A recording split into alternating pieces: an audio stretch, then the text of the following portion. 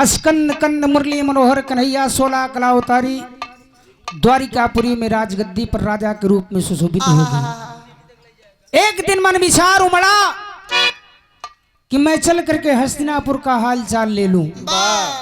यही से कहानी की शुरुआत होगी मास्टर साहब। उठाई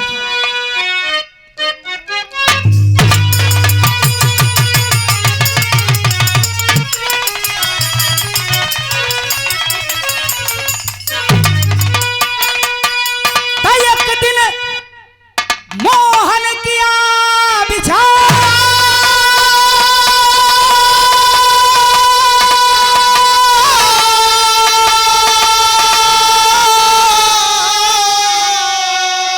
हस्तिनापुर को दिए सीधा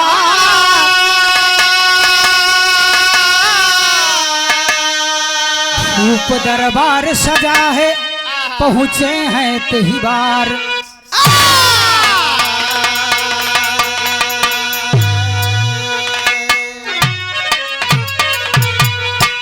धृतराष्ट्र दोनों आखी का जो नंधा रहले पत्नी गंधारी भी पति जब अंधा पाया तो उसने भी अपनी आंख में पट्टी को बांध लिया कि जब मुझे देखने वाला ही अंधा है तो मैं भी अपने पति की आकृति और शरीर को नहीं देखूंगा।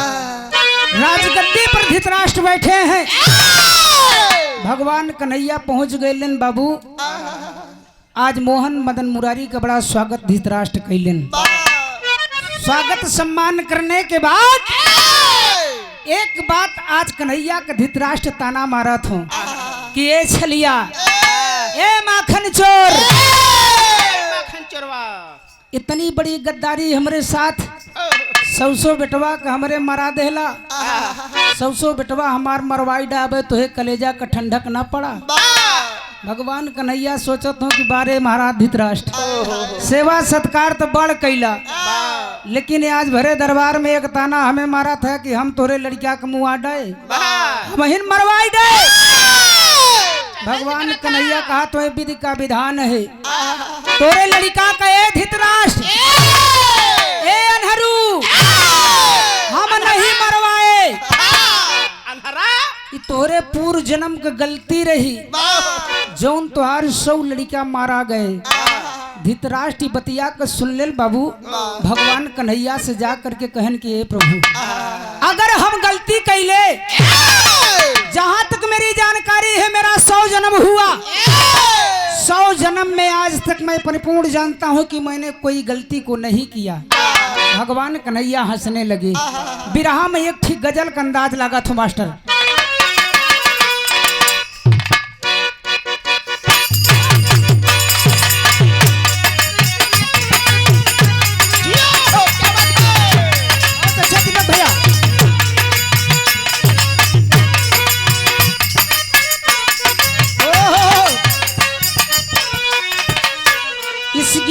गाते बजाते प्रयागराज से लेकर के पूर्वांचल की सरजमी तक के नामचीन कलाकार आज ब्रह्मलीन हो गए।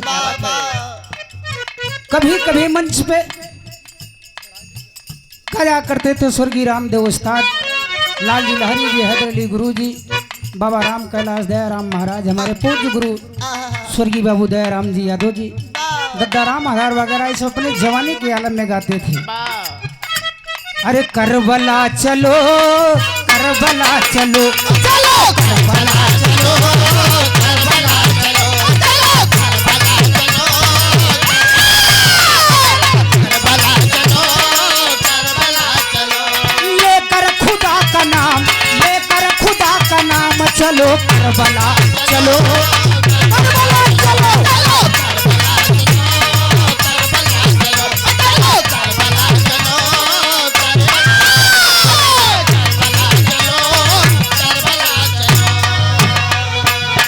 मिर्जापुर का एक पुरान गवैया है यादव जीवित है जो गवैया का नाम है पुत्ती खलीफा।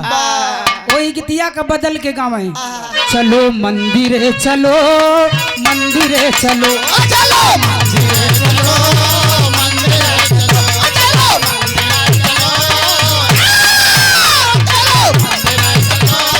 मंदिरे चलो लेकर देवी का नाम चलो मंदिरे चलो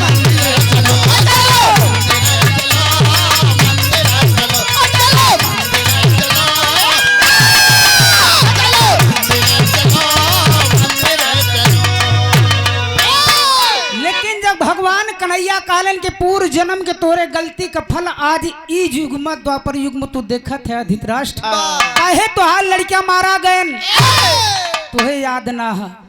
इतनी बात सुन के आकुल हो गए और जाकर के भगवान से कहलन कि अगर हमने गलती किया है तो 100 जन्म हमार भाई लेकिन हम ना करे, लेकिन कैसे गलती करे।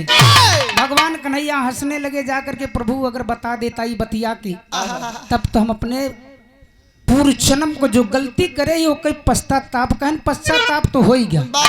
100 बेटवा तो हार मर गया लेकिन कहानियां बार बार धृतराष्ट्र कहा था कि बतावा का गलती कैले। तब भगवान कन्हैया बता रहे हैं क्या, सुनिए राजन सुनिए राजन सुनिए राजन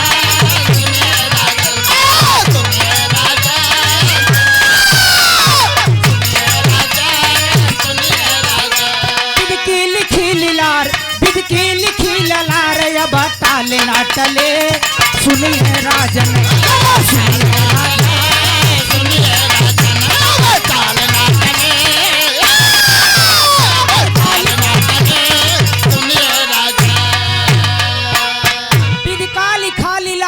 टाले ना टले सुनिए राजन सुनिए राजन। कहलन की राजन हम बतावा थे तोहार 1 से 100 जन्म बतावा था ना, लेकिन 1 से 1 जन्म तोहार भरा और 101 जन्मों में आप गलती का कैला। भगवान कन्हैया बता रहे नजम के लाइन में कहना हो,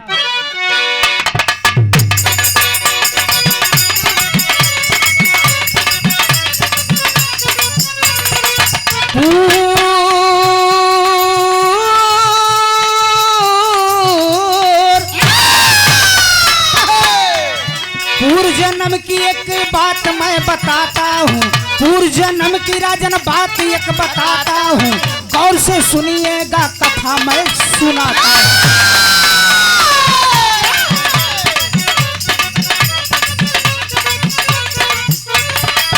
एक से एक जन्म जब तोहरा हो गईले, 1 से 1 जन्म जब तोहरा हो गईले, चंदन नगर में राजा बन करके तू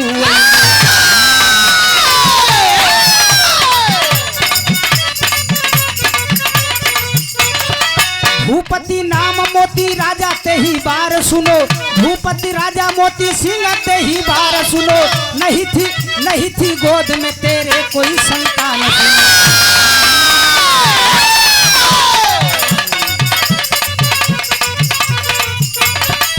अकाल पड़ गया नगरी में मची हाय हाय, अकाल पड़ गया नगरी में मची हाय हाय, शोक जी घर में राजा तब तेरे अब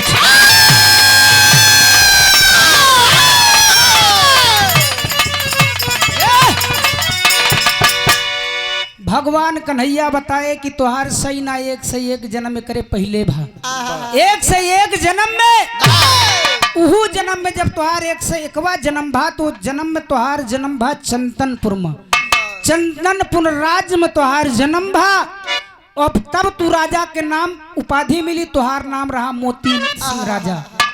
विधि का विधान राजा तो भैला लेकिन तोहरे दुल्हन के और तोहरे आंगन में एक को फूल न खिला, न लड़की न लड़का, कोई संतान नहीं थी। नित्य भगवान की भक्ति भी आप करते थे, लेकिन तब धृतराष्ट्र प्रभु तब क्या हुआ कहन बतावत है ना, जब संतान आपके कोई नहीं हुई, आपके नगर में अकाल पड़ गया, जल की वर्षा नहीं हुई, पशु पक्षी सब जल बिन तड़प के मरने लगे, नगर में त्राही त्राही मच गया। तब धृतराष्ट्र कालीन के प्रभु रच की कहानियां बढ़ा के जल्दी बता दा। कन्हैया बतावत हो कि अब आगे सुना हम तो हे बतावत है। बिरहा में एक गीत लागा दीपक भाई,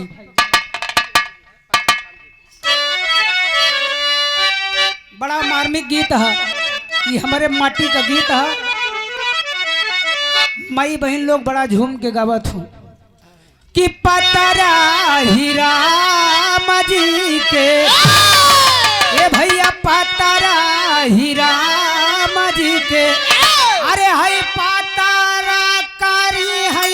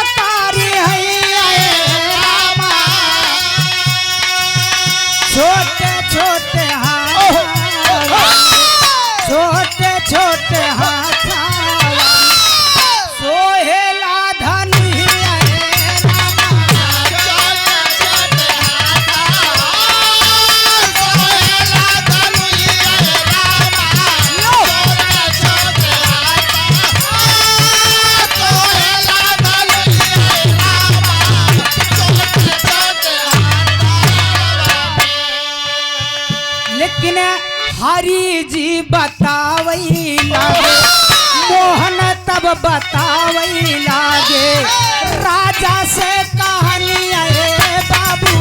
मोहन तब बतावई लागे, राजा से कहानी आए बाबा, मोहन तब बतावई लागे। मोहन तब बतावई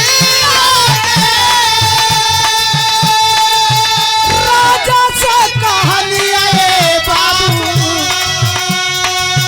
भारी गलती कैला भारी गलती कैला भूपत, यही राजा धनिया रे बाबू। भारी गलती कैला भोपा, राजा धनिया रे बाबो, भारी गलती कैला भोपा, राजा धनिया रे बाबा, भारी गलती कैला भोपा। कहन धरा पर जल नहीं था, आपकी राजधानी में अकाल पड़ गया। वही वक्त होता क्या है, प्रजा में त्राही त्राही आपका दरबार सजा है, मंत्री नौकर चाकर सब व्याकुल हैं, जल बिन प्राण सबके निकल रहे हैं। आपकी आंखों के सामने ऐसा हो रहा था और आप कुछ कर नहीं पाए, लेकिन अगवा का होत बा कि नभमाड़ा रात अइले हंसवा का जोड़ावा,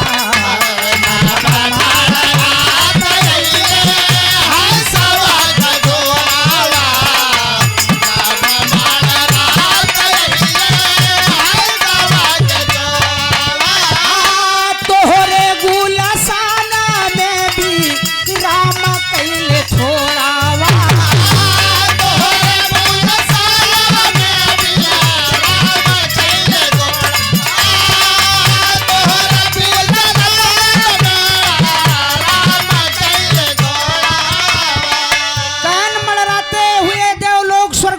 मार्ग से और आपके नगर में आपके राज्य में एक हंस का जोड़ा, हंस और हंसनी आए। देखे आपका गुलशन हरा भरा था, मन विचार कर लिए हंसवा से हंसनिया कहे सैया पिया चल बिन प्राण एकदम निकलने वाले हैं, ये गुलशन भरा है, चलो हो सकता है इस राज्य में हमें थोड़ा जल मिल जाए, खाने को मिल जाए, हमारे प्राण बच जाएंगे। और आपके गुलशन में आकर के विराम करने लगे, तब तक आपके गुलशन में आगमन हो गया।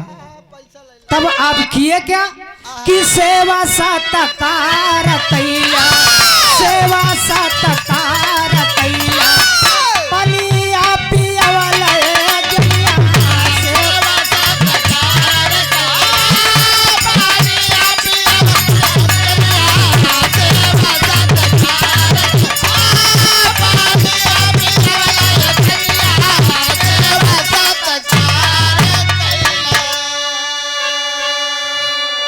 ये हमारे राजेश भैया जी के आप परम पूज्य पिता श्री उत्तम गिर चकिया की पावन सरजमी से समाज के सम्मानित यतकुल शिरोमणि यतकुनंदन परम पूज्य प्रेम श्रद्धे लाल बहादुर यादव दादाजी की ओर से ये 51 रुपया आशीर्वाद स्वरूप चरण वंदन, चरण पहलगी पढ़ के आपसे आशीर्वाद की मंगल कामना अदास करता है।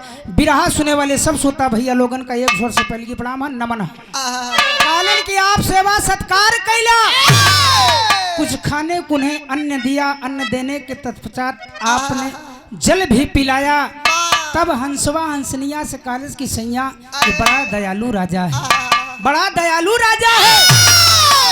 हंसवा से पूछत हो कि सैया कौन है, कहन ये यहाँ के भूपत, इनका नाम है राजा मोती सिंह। कहन के बड़ा बढ़िया राजा है सैया, कहता तो यही के राज्य में हम लोग ठिकाना बना लिए। कालन ई बचन सुन के आप अपने बगिया का माली का बुलाया कि देख माली, ये हंस हंसनी का सेवा सत्कार करना मेरे राज्य में अतिथि के रूप में आए। कहन कुछ दिन के बाद विधाता ने जीवन में करवट ले लिया और तुम वहां सबसे बड़ी गलानी कर दिए। गलानी क्या कर दिए, धृतराष्ट्र को समझ में नहीं आ रहा है। कन्हैया से कहलन कि प्रभु आखिर बतिया रुक रुक कहे बतावा थे, जल्दी से बता दा, हमरे दिल का व्यथा मिट जाए। जब भगवान कन्हैया इतनी बात कहे बाबू, आज धृतराष्ट्र के आंख से आंसू बहने लगे। यह पर विरह की शैली को लिखा गया हमारे जयकरण यादव कवि जी समसपुर प्रयागराज वाले स्वराओं की धरती से लिखे। क्या लिखे भैया,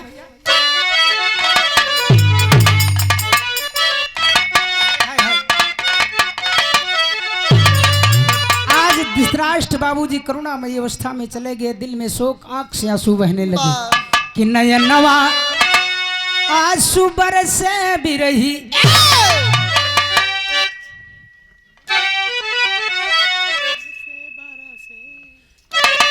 स्वर्गीय बाबू रामधार जनाब हैदर अली जुगनू जी, लाल जी लहरी महाराज और कंचन भैया के गुरुजी, जिनसे बहुत आशीर्वाद इस दास को मिलता था जब दुनिया में थे, आज भी उनकी छत्र छाया हम कलाकारों पर रहे। वो सब प्रयागराज के खाटी अंदाज में टेरिया के गाँव है। अरे कहाँ बरसई नयनवा आंसू बरसे बिरही।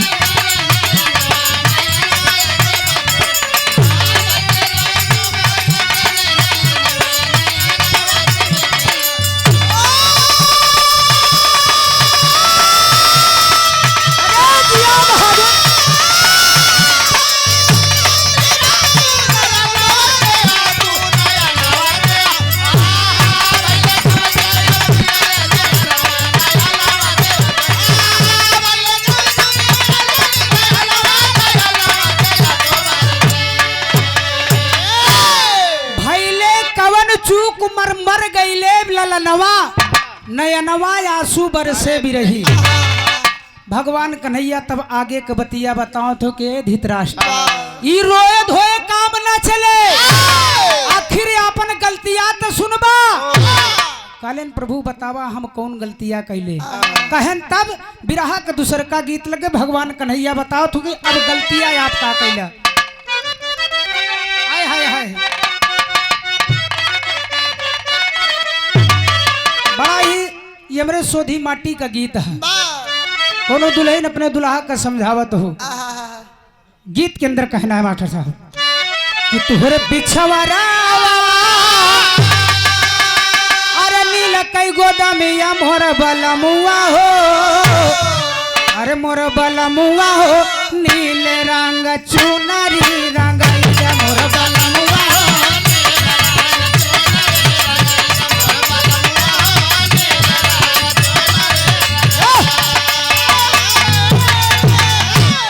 लेकिन यही गीतिया के स्वर्गीय हमारे बाबू दयाराम महाराज 12 बगई सासों वाले गाँव है। हमारे पौछवरवा अरे दुई पड़ोसिया कई मकनिया ई पड़ोसिया रे, अरे ई पड़ोसिया रे राही राही जिया मोरा मार ई पड़ोसिया रे।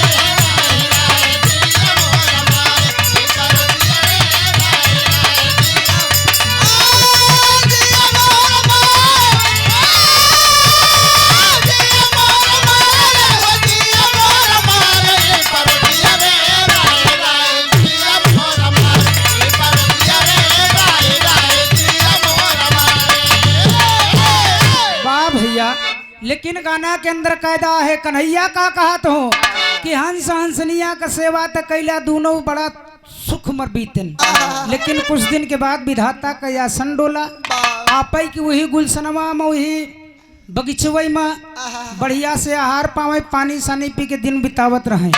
धीरे धीरे भइल का अरे हंस कि हंस और हंसनी का अरे भइल मिलनवा ए रजनवा हो, ये रजनवा हो तोहरे वाही गुलशनवा ये रजनवा हो तोहरे।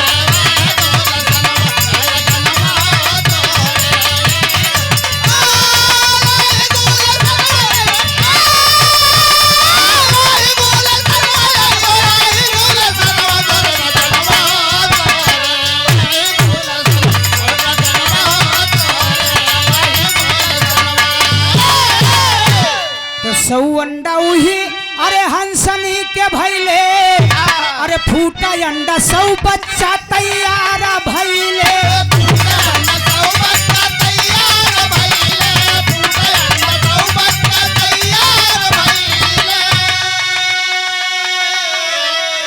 काने महाराज वही हंसनिया के पेट से 100 अंडा हंसनिया जाए और अंडा जब फूटा शेष पाले सु अंडा से 100 लड़कियां होकर तैयार भैन।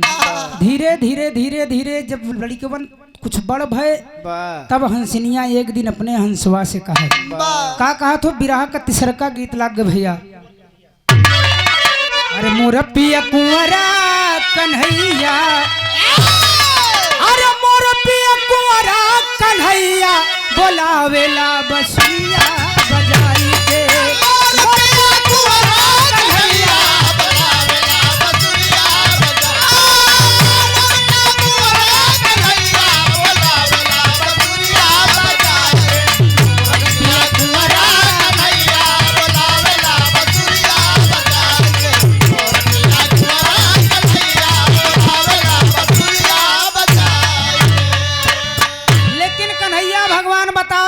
धृतराष्ट्र अरे हंसों के भाई सौठी ललनवा, अरे हंस भैले सौठी ललनवा बयनवा तनी धीर धई के सुनला।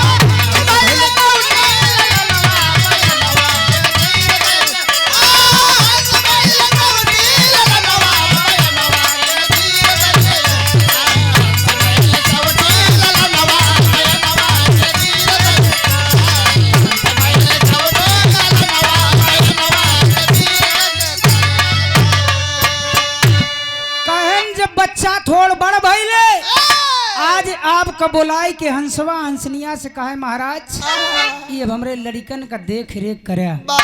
एक हंस आपके बगीचे में नहीं था हो गया 102 ये 100 लड़का अपन छोड़ के हम लोग जाते कुछ दिन के बाद लौट के आए तब आपसे दर्शन दीदार आपका ऋण है महाराज हमरे ऊपर और आप खुशी खुशी हंसवा हंसनिया का विदाई कैला। अरे खत्म भाई काल वर्षा ऋतु राजा भइले,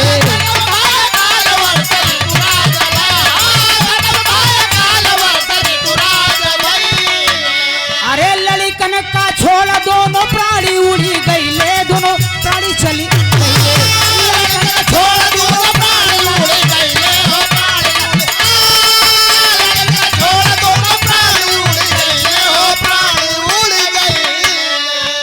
अगवा का सुनिला बयनवा, अगवा का सुनिला बयनवा कथनवा तनी धीरे धई के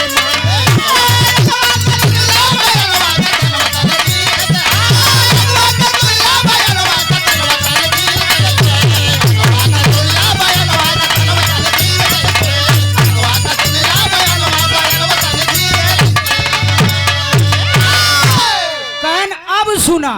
हंसवा हंसनिया तोरे भरोसे 100 लड़कियां छोड़ के जब चला गए महाराज तब आप कैला का यहीं पर आपकी अमूलिक सबसे बड़ी गलती आप करने लगे। कहन हंसवा हंसनिया अपने अपने ठिकाने पे, लड़का तोरे वाटिका में है तोरे बगीचा में है। और जब दोनों प्राणी चले गए कुछ दिन के बाद आपके मन में एक गलानी पैदा हुई। आप मलिया का बुलाया कि ए मलिया, अरे आज मेरी मांस खाने की इच्छा है, जा किसी पक्षी को मार करके ला और मुझे मांस बना करके खिला दे। कहन तब यह वचन आपकी सुन करके आपके उस बगीचे का मलिया चल देता है पक्षी खोजने के लिए कि शिकार राजा के लिए लाऊं कहां से। तो मन में वो करे एक बात उमड़ी कि सौठी हंस हंसनी का बच्चा है, काहे नहीं बच्चों में खोरे के मार के राजा का दे दे। और वही हंसवा का काट के बाबूजी ले जाके आपका मांस के सरीखा दे दे। आप राजन करई का ला गया। आल्हा के लाइन में कहना है भैया,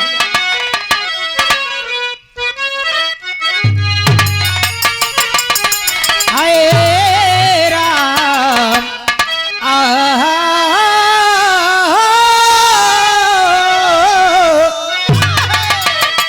चार लाइन बनारसी आल्हा के अंदाज में गवैया गवैया से सवाल जवाब करत हो कि कौने दिन पैदा भइले अरे राम राघुरैया बाबू, कौने दिन पैदा भइले वीर हनुमान।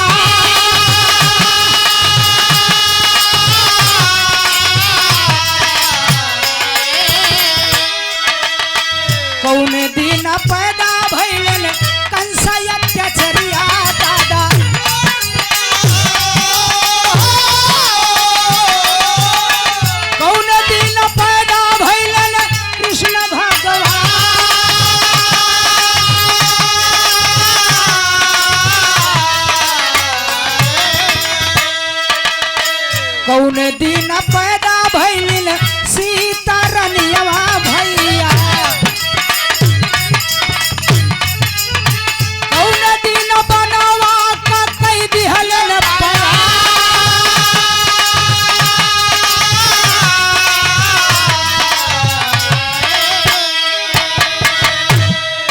सवाल में गवैया करा था कौन दिन रहा जो दिन राम अवतार लिए 12 कला लई के कौने दिन वीर बजरंगी हनुमान जी का अवतार भा कौने दिन कंस का जन्म भा कौने दिन कन्हैया भगवान का और वो कौन दिन रहा जौने दिन जनक नंदनी सीता के रूप में महाराज जनक जी हल चलाएं लकड़ी का बक्सा धरती से मिला सीता जी जनक जानकी के रूप में जनक के देश आईन और कौने दिन राम प्रभु जब ब्याह के लई गए कई 14 वर्ष राम का बन भारत का राजगद्दी मांगे तो कौने दिन अयोध्या से 14 वर्ष बन व्यतीत करे कि बदे भगवान अग्रसर भयन लेकिन गाना के अंदर कहना है कि एक ललनवा का हो अरे एक ललनवन का अरे कैला भोजनवा राजा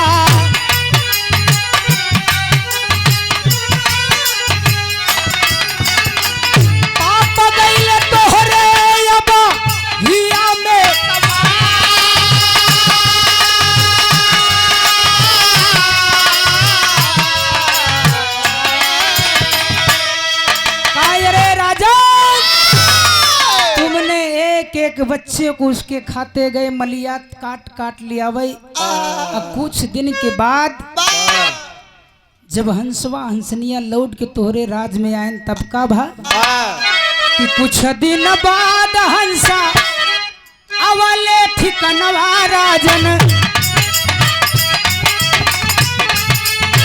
पहुँचे है जाई वही पिपिना मझा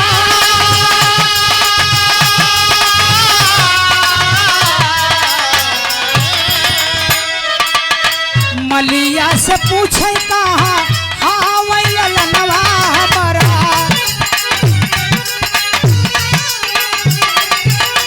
मलिया का तोहरे राजन फूटत ना जुबा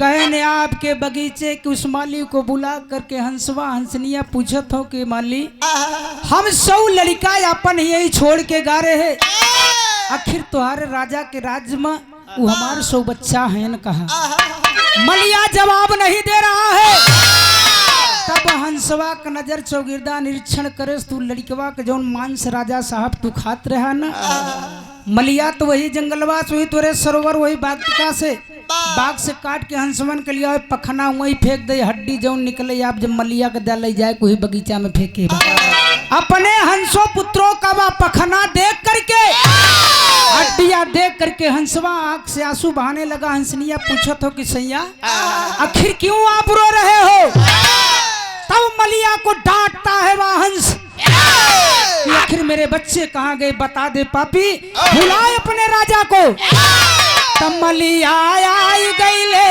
अरे तोहरे भवनवा राजन मलिया के साथ राजन कई दिहला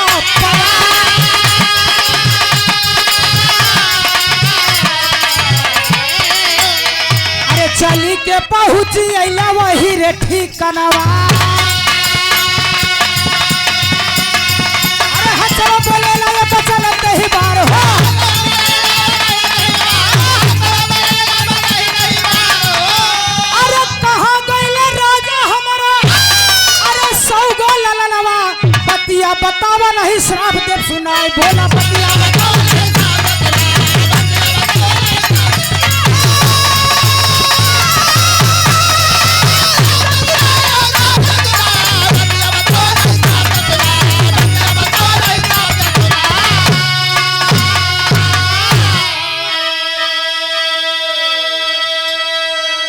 हंसवा हंसनिया कहलन की राजन हमार लड़का कहाँ बता दा नहीं तुहे श्राप दे देव तब आप गिड़गिड़ा करके हंस हंसनिया से कहते कि तुरे लड़का के हमें जानकारी ना है तब हंसवा कॉलेज की हंसों का जो पखना धरती पर आपके बगीचे में गिरा है किसका है?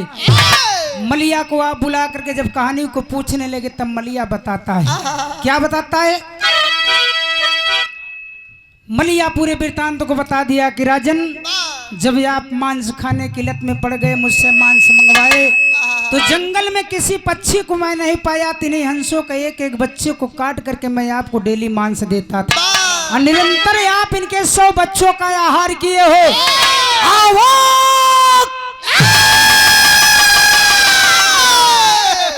आवाक रह गया हंस और हंसनी बाबू।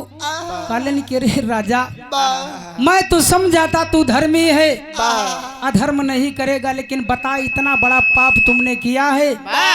आज राजा बाबूजी मोती, ए धृतराष्ट्र, वो मोती राजा के रूप में तोहरे आंख से केवल आंसू तो आंसू मस्तक है आपका झुका है। और जाकर के हंसवा हंसनिया से गलती मांगा था, लेकिन वहीं पर हंसवा हंसनिया क्रोधित होके तुझे श्राप दे दे कि जाओ, ये एक माँ एक पिता का श्राप है तुझे कि जैसे तुमने मेरे इस बच्चे को इस जन्म में खाया है, एक दिन यही 100 पुत्र मेरे तेरे पुत्र के रूप में पैदा होंगे और तेरी आंखों के सामने तेरे 100 पुत्रों का मरण हो जाएगा। भगवान कन्हैया इतनी बात को बता दिए बाबू। आज धृतराष्ट्र थर थर थर थर कांपने लगे। जब कांपने लगे, अंजाम क्या निकलता है? खड़ी के लाइन में कहना हो भैया।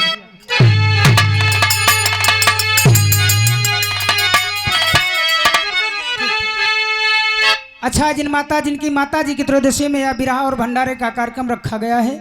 एक घर मलिकार बड़का भैया सुरेश यादव जी की ओर से 51 रुपया आशीर्वाद स्वरूप भैया का आदेशना है, प्रार्थना है कि भोजन करे वाले भाई लोग भंडारे का प्रसाद वितरण हो रहा है भैया, तो आप लोग जाकर के भोजन भी करते रहे, गीत का भी आनंद लेते रहे। तो विवाह हमारे पास 2 मिनट में खत्म बा। कंचन भाई का हम नंबर देते हैं। बारे बाबा पंधारी याद आती है बाबू, अब ऐसा गवैया दुनिया में कहाँ मिले। और यह लाइन जब लगती है तो हर कलाकार, चाहे यहाँ का हो, पूर्वांचल को हो, बलिया, जौनपुर, गाजीपुर, आजमगढ़, चंदौली, कहीं का भी हो, लेकिन जब यह लाइन आती है तो बड़े अंदाज और प्यार से बाबा पंधारी का नाम लेते हैं कि दादा पंधारी वाली लाइन आ गई। गावे दादा पंधारी का, अरे अब ना मिले भाई, अब ना मिले ये बाबू, अब ना मिले तने नोई का तारा कारी, अब ना मिले।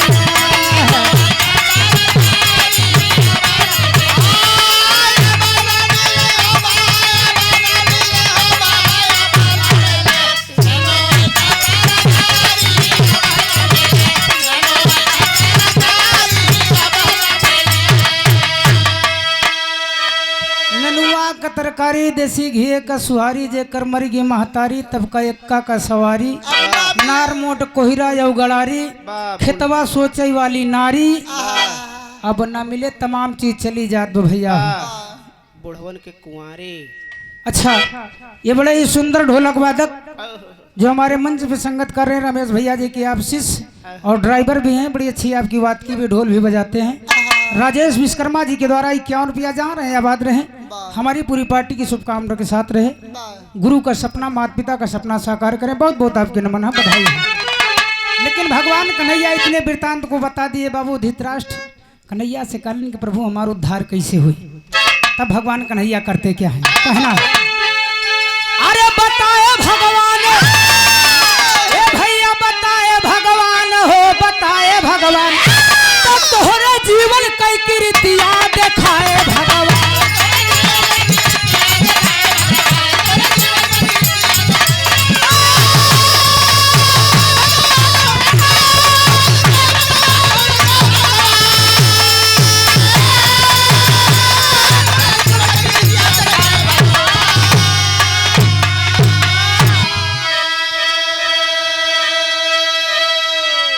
कहन, ए राजन, ए धृतराष्ट्र, आपने जैसा किया था पूर्व जन्म में, 1 से 1 जन्म में गलती कैला, 100 जन्म में तू बताया हमें गलती न कहे, लेकिन एक जन्मवा में जब 101वां जन्मवा भातवार तो वही में गलती करे। कहन प्रभु उद्धार कहन, उद्धार का जस करनी तस भोको दाता नरक जात कहे पछताता। अब पश्चाताप करे का हुई? कहने प्रभु खुद भी रहिया दिखा दा। कहने हर के चरनिया में अरे नहीं लगावा अरे अगला जन्म भूपतिया पर बनावा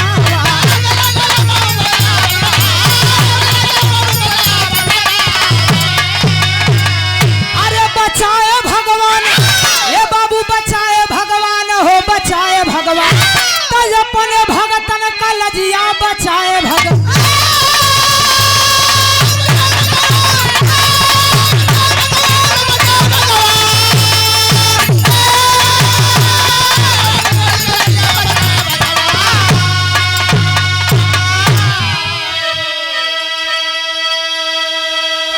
कहन भगवान शरणिया में नहिया लगावा अगलऊ जन्मवा भूपत यापन बनावा बचाए भगवान अपने भक्तन के लजिया बचाए भगवान बिरहा हमार समाप्त भा कंचन भैया का नंबर है गुरु घराने के परिचय के साथ कहना गुरु भोला भय स्वर्ग के वासी आभा करे पुकार कथन किया कवि जय करण यादव दया राम का भैया नयनवा आंसू बरस बिरही कवैया रतना कर का सोराव बा भवनवा नयनवा आंसू बरस बिरही